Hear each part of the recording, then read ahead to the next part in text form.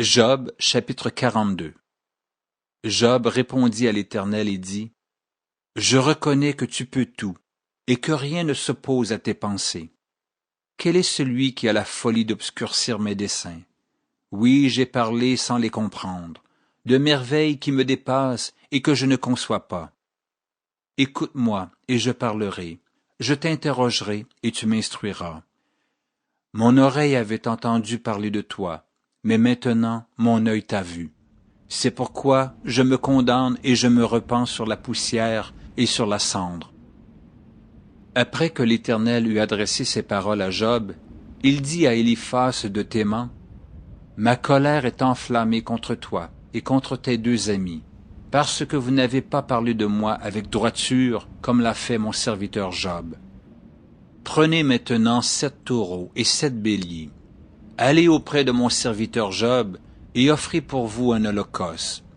Job, mon serviteur, priera pour vous, et c'est par égard pour lui seul que je ne vous traiterai pas selon votre folie, car vous n'avez pas parlé de moi avec droiture, comme l'a fait mon serviteur Job. » Éliphaz de Théman, Bildad de Shoua et Tsophar de Nama allèrent et firent comme l'Éternel leur avait dit. Et l'Éternel eut égard à la prière de Job. L'Éternel rétablit Job dans son premier état, quand Job eut prié pour ses amis, et l'Éternel lui accorda le double de tout ce qu'il avait possédé. Les frères, les sœurs et les anciens amis de Job vinrent tous le visiter, et ils mangèrent avec lui dans sa maison. Ils le plaignirent et le consolèrent de tous les malheurs que l'Éternel avait fait venir sur lui, et chacun lui donna un késita et un anneau d'or. Pendant ces dernières années, Job reçut de l'Éternel plus de bénédictions qu'il n'en avait reçu dans les premières.